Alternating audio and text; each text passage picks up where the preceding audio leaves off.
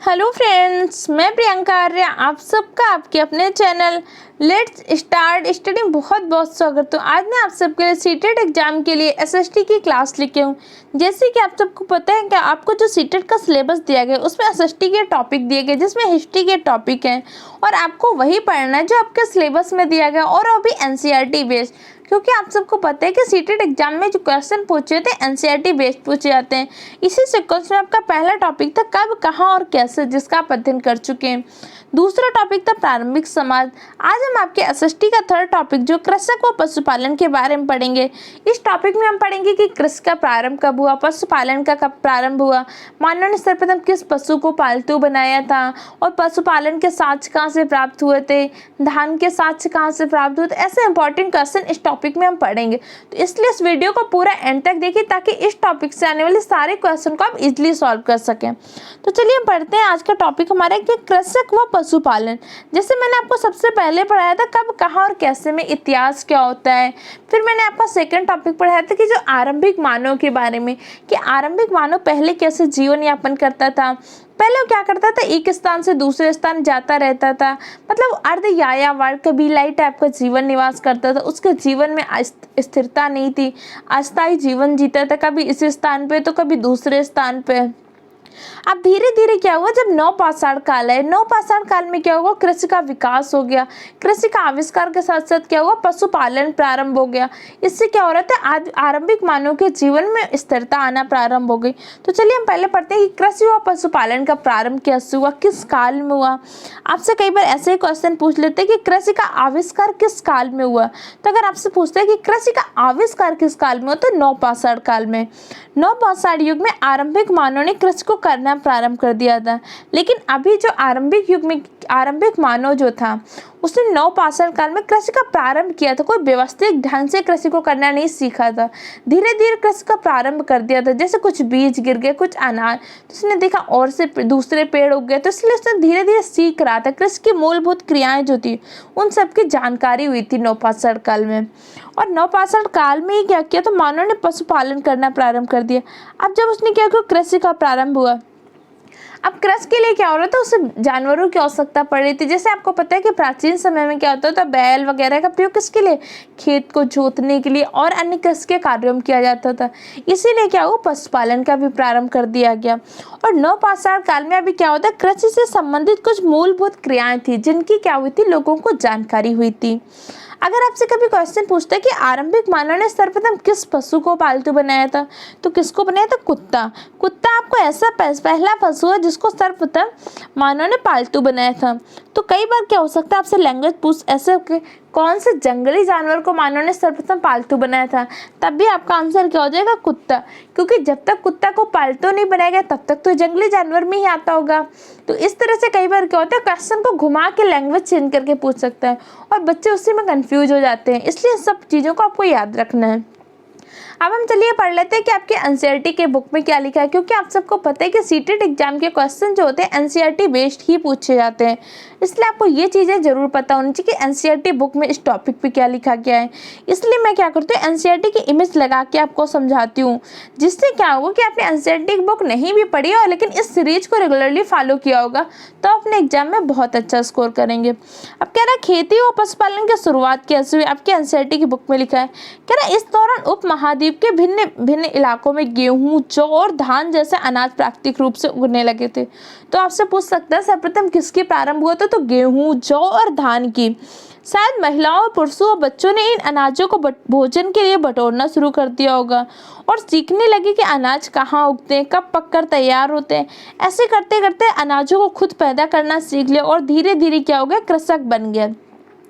उन्होंने कहा कि खेती कैसे प्रारंभ, उन्होंने कहा कि जैसे कोई फल हो उसके कुछ बीज गिर गए, ये देखा कि उन्होंने इस समय इसमें ज़्यादा फल आते हैं, इसमें अनाज आता है, तो सीख के धीरे धीरे उसका भंडारण करना और भंडारण करने में कुछ और बीज गिर गए तो देखा अगली बार फिर फसल उग। इस तरह से कहा जाता है कि धीरे धीरे उन्होंने क्या सीखा होगा, कृषि करना सीखा होगा। अब पशुपालन कैसे सीखा होगा, लोगों ने अपने घर के आसपास चारा रखकर जानवरों को आकर्षित करके उन्हें पालतू बनाया होगा। क्योंकि आप सबको पता है कि इसका कोई भी हमें लिखित साक्ष्य नहीं प्राप्त हुआ। जैसे मैंने आपको पढ़ाया था कि ऐतिहासिक काल क्या होता है, आधैतिहासिक काल क्या होता है, प्रागैतिहासिक काल क्या होता है। उस समय मैंने आपको बताया था कि कुछ समय क्या हुआ कि कुछ घटनाओं का लिखित साक्ष्य प्राप्त हुआ, कुछ का नहीं। इसी आधार पर आपको कालक्रम में विभाजन किया गया था। ये आपको मैंने पहले टॉपिक में डिटेल से समझाया था। अब कह रहा है कि उन्हें पालतू धीरे धीरे इस तरह से बनाया होगा। सबसे पहले जिस जंगली जानवर को पालतू बनाया गया वह कुत्ते का जंगली पूर्वज था। इस पॉइंट को याद रखें। ये देख सकते हैं कि आपके सीटेट के एनसीईआरटी के बुक में आराम से लिखा हुआ है कि सर्वप्रथम जिस जंगली जानवर को पालतू बनाया कौन था, कुत्ते का जंगली पूर्वज था। इस टॉपिक से आपको 2 पॉइंट याद रखने। पहला क्या था, कौन कौन से अनाज थे, तो गेहूं, जौ और धान। और धीरे धीरे क्या हुआ, सबसे पहले किसको बनाया, तो कुत्ते को बनाया। ये आपके 2 इंपॉर्टेंट पॉइंट है जो इस टॉपिक से हैं। अब चलिए आगे बढ़ते हैं, बसने की प्रक्रिया। आपके एनसीईआरटी बुक में एक पॉइंट दिया हो कि बसने की प्रक्रिया किससे कहते हैं। तो आपको पहले पता होना चाहिए कि बसने की प्रक्रिया होती क्या है। आपको पता है कि इससे पहले क्या हुआ था, आरंभिक मानव के जीवन में स्थिरता का अभाव था।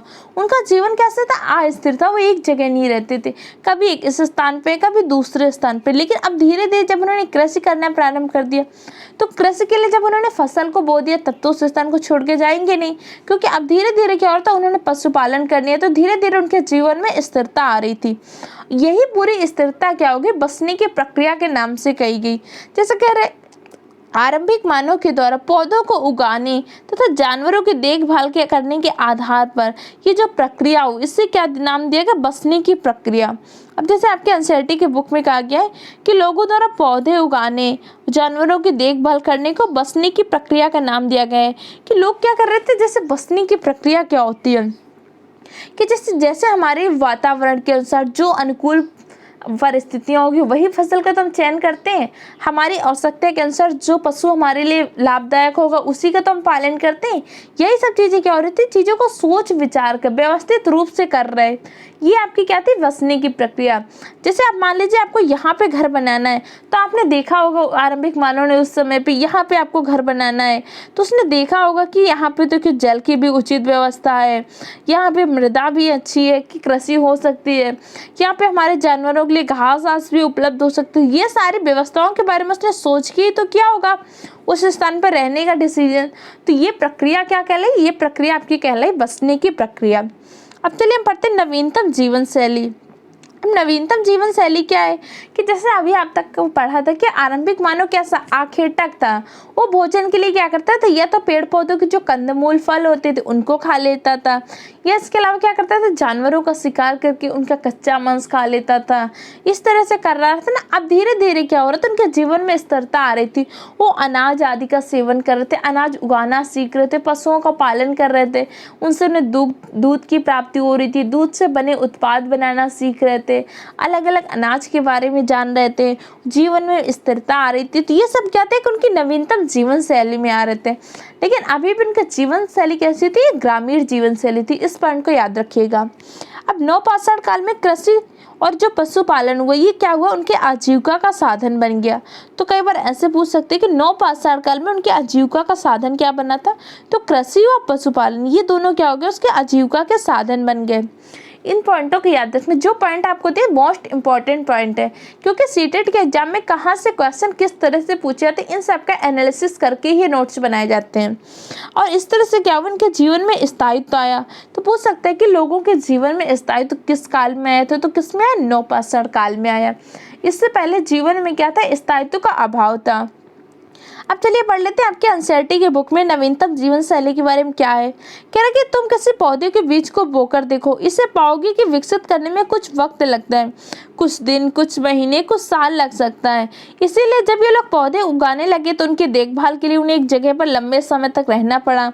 बीज बोने से लेकर फसलों के पकने तक, पौधों की सिंचाई करने, खरपतवार हटाने, जानवरों और चिड़ियों से उनकी सुरक्षा जैसे बहुत सारे काम शामिल थे। इसीलिए क्या हुआ, ये क्या हुआ, एक जगह रहने लगे। इससे क्या हुआ, जीवन में स्थायित्व आया। अब जो अनाज थे उनका उपयोग किस किस रूप में करते थे, पहला क्या होता था, बीज के रूप में, खाद के रूप में, उपहार के रूप में, भंडारण के रूप में। बीज के रूप में तो करते ही करते थे, खाद्य सामग्री के रूप में, जैसे जो अनाज होते थे उनका खाद्य सामग्री के रूप में प्रयोग करते थे। उपहार देने के लिए। उस समय क्या था, मुद्रा का कोई प्रचलन नहीं था, और व्यापार भी अगर होता था तो कैसे होता था, वस्तु विनिमय प्रणाली पर आधारित था। इस चीज़ को याद रखना, कई बार इन पॉइंटों को याद कर रखना चाहिए कि एग्जाम में पूछ सकते हैं। तो व्यापार आपका किस पे आधारित है, तो वस्तु विनिमय प्रणाली पर। अब आपकी वस्तु विनिमय प्रणाली क्या होती है, जैसे आपके पास गेहूं है, किसी को चावल की आवश्यकता है और उसको, आपके पास गेहूं है तो उसको उसकी आवश्यकता है, तो आप उससे कह सकते हैं कि आप मेरे से गेहूं ले लो, मैं आपसे चावल ले लूंगा। क्या होगा, एक दूसरे की आवश्यकता के आधार पर लेन देन कर लेते थे। यही आपका क्या होता था, वस्तु विनिमय प्रणाली। अब चलिए हम आगे पढ़ते हैं। आगे पॉइंट में क्या लिखा हुआ है, कह रहे आरंभिक मानव अनाज का भंडारण करना भी सीख गए थे। अब धीरे धीरे क्या हो रहा था, मानव अनाज का भंडारण करना सीख गए थे कि अनाज का मैं भंडारण कैसे करना है, और जो बीज होता था जानते थे इसको रखेंगे तभी अगली बार क्या होगा, जब हम दोबारा फसल को बोना है तो इन्हीं बीजों का प्रयोग करेंगे। खाद के रूप में प्रयोग करने के साथ साथ क्या करते थे, उनका भंडार करना सीख गए थे। कपास का उत्पादन, ये एक बहुत बड़ा इंपॉर्टेंट फैक्ट है कि इसी समय इन्होंने क्या किया, कपास का उत्पादन, और उसी कपास से क्या होता है, धीरे धीरे वस्त्र बनाना सीखे। तो ये क्या हो गया था, कपास का उत्पादन प्रारंभ किया था। इसके अलावा क्या था, गेहूं, चावल, दाल, दुग्ध उत्पाद आदि क्या हो गए थे, इनके आहार का प्रमुख हिस्सा बन गया था। जैसे आपने पढ़ा था इससे पहले क्या था, आरंभिक मानव के आहार का प्रमुख हिस्सा क्या होता था, या तो पेड़ पौधे के कंदमूल फल खा लेता था, या क्या करता था, जानवरों का मांस खाता, अधिकतर यही तो उसके आहार का हिस्सा थे। अब धीरे धीरे उसने अनाजों को उत्पादन प्रारंभ किया। अब जब अनाजों को उत्पादन प्रारंभ किया तो अनाज को खाने लगा, जैसे गेहूं था, चावल था, दाल था, ये सारे अनाज को अपने भोजन के रूप में शामिल करने लगा। इसके अलावा जब उसने पशुओं को पालतू बनाया तो कुछ ऐसे पशु थे जिनसे उन्हें दूध की प्राप्त होती थी, तो दूध से उत्पाद बनाना सीखा। धीरे धीरे उत्पाद, दूध के जो बने उत्पाद होते हैं, दूध से बने जो डेयरी प्रोडक्ट होते हैं, ये सब क्या हो रहा है, तो उसके आहार का हिस्सा बनते जा रहे थे। तो ये सब क्या हो रहा है, धीरे धीरे परिवर्तन हो रहा था, उसके जीवन में क्या हो रहा था, परिवर्तन आ रहा था। धीरे धीरे क्या हो रहा था, अस्थिरता से स्थिरता की ओर आ रहे थे। अब इसी के अलावा पढ़ते प्रमुख नौपाषाण स्थल क्या है।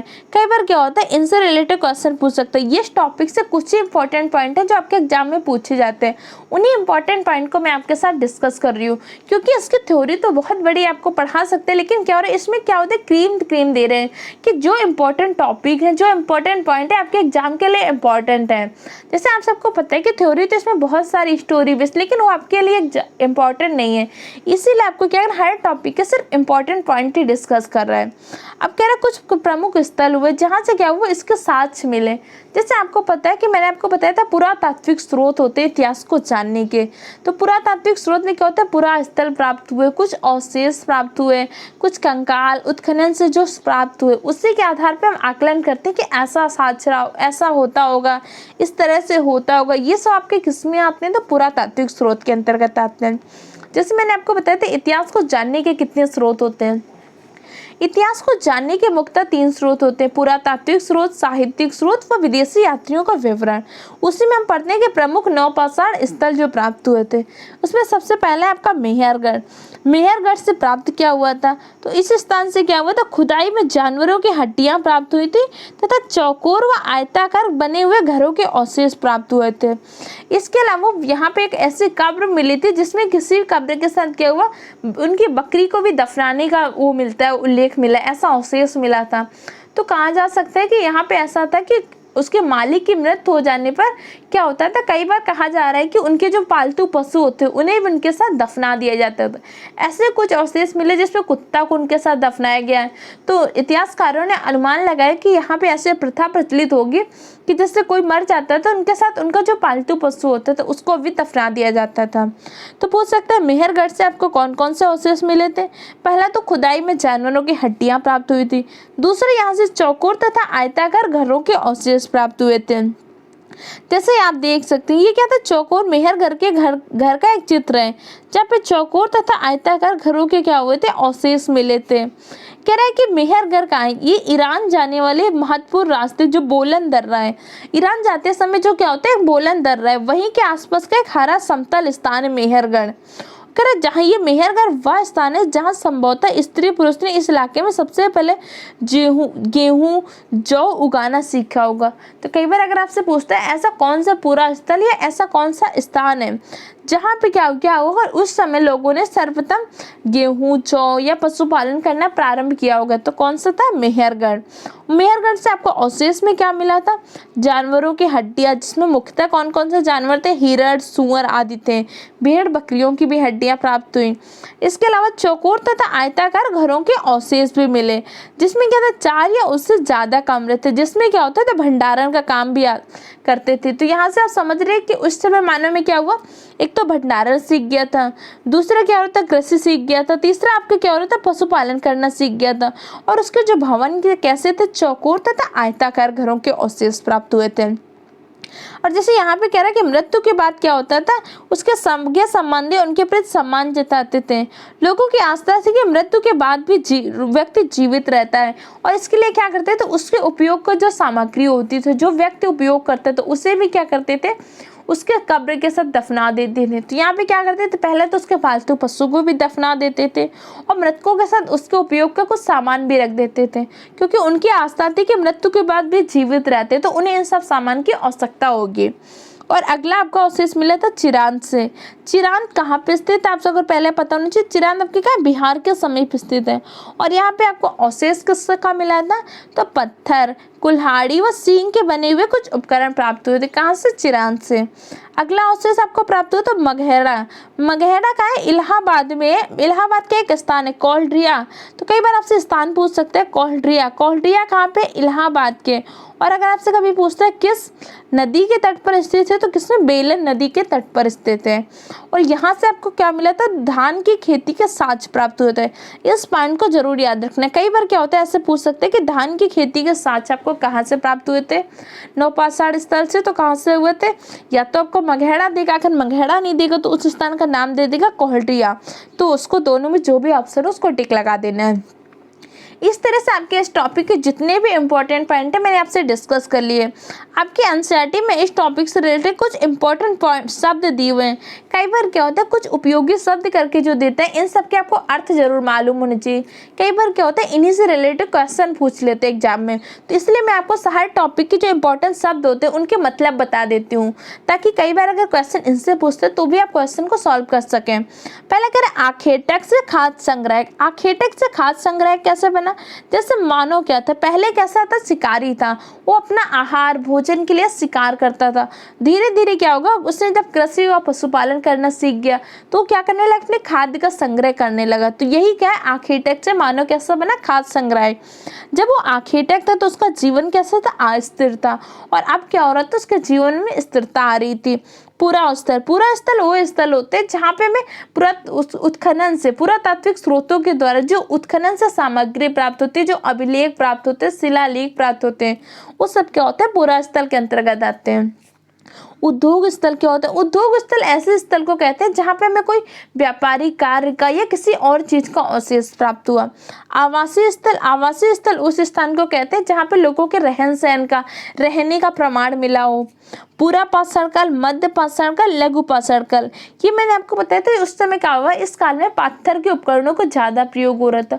उन उपकरणों के प्रयोग के आधार पर इनको इस कालक्रम में डिवाइड किया गया, जैसे पूरा पाषाण काल, मध्य पाषाण काल, लघु पाषाण काल। इस समय क्या हो रहा था, पत्थर के आकार जो हो रहे थे, उपकरण जो बन रहे थे, औजार जो बन रहे थे, धीरे धीरे क्या होते, पहले बहुत बड़े बनते थे बिना किसी आकार के, फिर धीरे धीरे आकार में आ रहे थे, फिर धीरे धीरे परिष्कृत पत्थरों का प्रयोग हो रहा था।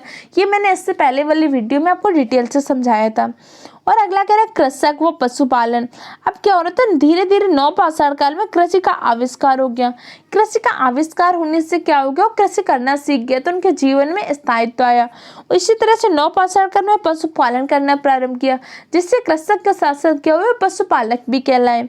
और नवपाषाण युग की आपकी दो महत्वपूर्ण घटनाएं, पहली क्या हुई, कृषि का आविष्कार हुआ, दूसरी क्या हो गया, पशुपालन करना प्रारंभ किया। इन दोनों घटनाओं से क्या हुआ, उनके जीवन में आमूलचूल परिवर्तन आया। वो अस्थिरता से उनके जीवन में क्या हुआ, स्थिरता आई। कब्र क्या होती है, जब कोई व्यक्ति मर जाता है तो उसको दफना देते हैं।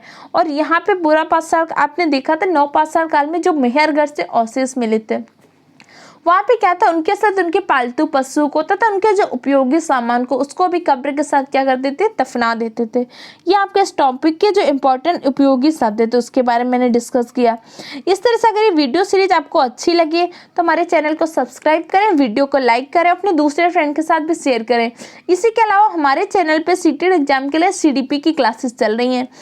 प्राइमरी लेवल के लिए ईवीएस थ्योरी की क्लासेस कंप्लीट हो चुकी हैं, ईवीएस पेडागोजी की क्लासेस कंप्लीट हो चुके हैं, हिंदी पेडागोजी की क्लासेस कंप्लीट हो चुकी है, मैथ पेडागोजी की क्लासेस कंप्लीट हो चुके हैं। सीटेट एग्जाम के लिए जूनियर लेवल की साइंस की क्लासेस चल रही हैं और एसएसटी की क्लासेस तो आपको पता ही चल ही रही। इसके अलावा बहुत जल्द हम इंग्लिश पेडागोजी की और हिंदी ग्रामर की भी क्लासेस स्टार्ट करने वाले हैं। आप इन सारे क्लासेस को देखते रहिए, नोट्स जरूर बनाते रहिए। और अगर आपको पीडीएफ फॉर्म में नोट्स चाहिए तो हमारा टेलीग्राम चैनल है लेट्स स्टार्ट स्टडी को सर्च करके ज्वाइन कर लीजिए, वहाँ पे आपको पीडीएफ फॉर्म में नोट्स प्रोवाइड किए जाते हैं। ओके फ्रेंड्स, अगर आपको वीडियो कैसा लगा इसका हमें फीडबैक जरूर दें कमेंटों को, या आपको कोई चीज़ समझ में नहीं आई तो भी आप हमसे कमेंट बॉक्स में कमेंट करके पूछ सकते हैं। और वीडियो को सबके साथ शेयर कीजिए, जिससे क्या होगा कि कई बार क्या होता है कि बच्चों को आप चीज़ें पहुंच नहीं पाती हूँ। और इस चैनल का जो मुख्य उद्देश्य इस चैनल को बनाने का मेरा वो है कि हर बच्चे के पास क्या हो, गुणवत्ता युक्त शिक्षा उपलब्ध कराई जाए, तो मुफ्त में। जैसे आप सबको पता है कि लॉकडाउन का टाइम है, सारी कोचिंग संस्थान भी बंद है और आप सबको पता है कि आपका सीटेट का एग्जाम आने वाला है। इसलिए सब आपका सबका मुख्य उद्देश्य है, क्योंकि आप सब टीचर हैं और एक टीचर का मुख्य उद्देश्य होता है मैं सबकी सहायता करने। तो आप सब तक इस वीडियो को पहुंचाइए और सबको शेयर करिए तथा इसके बारे में बताइए कि इस चैनल पे सारी एग्जाम से रिलेटेड इंपॉर्टेंट पॉइंट डिस्कस किए जा रहे हैं। आप सबको पता है कि हमारे चैनल में हर टॉपिक के पहले आपको मैं सिलेबस बताती हूँ, ताकि आपको पता रहे कि आप जो पढ़ रहे हैं आपको सिलेबस का हिस्सा है कि नहीं। क्योंकि मैंने बहुत सारे चैनल्स को देखा क्या होता है, सीटेट और टेट की एक साथ तैयारी करा रहे हैं, जबकि आप सबको पता है कि सीटेट और टेट दोनों टेट एग्जाम में किसी भी स्टेट का टेट हो, दोनों के क्या होते हैं क्वेश्चन पूछने का पैटर्न काफ़ी अलग है। इसलिए आप दोनों की एक साथ तैयारी नहीं कर सकते। कुछ टॉपिक एक साथ हो सकते हैं लेकिन उन दोनों के क्वेश्चन पूछने का पैटर्न अलग है। दोनों को आपको पता है कि लैंग्वेज बेस्ड अलग अलग क्वेश्चन पूछे जाते हैं। जैसे सीटेट आपके कॉन्सेप्ट पे ज़्यादा फोकस करता है और आपका टेट एग्जाम क्या करते हैं, उसके आपके फैक्ट पे बेस्ड होते हैं। इसलिए इन दोनों के अलग बेस्ड पे तैयारी की जा सकती है। इसी तरह से हमारे चैनल को सब्सक्राइब करें, वीडियो को लाइक करें, अपने दूसरे फ्रेंड के साथ भी शेयर करें। Okay friend, thank you for the watching my video.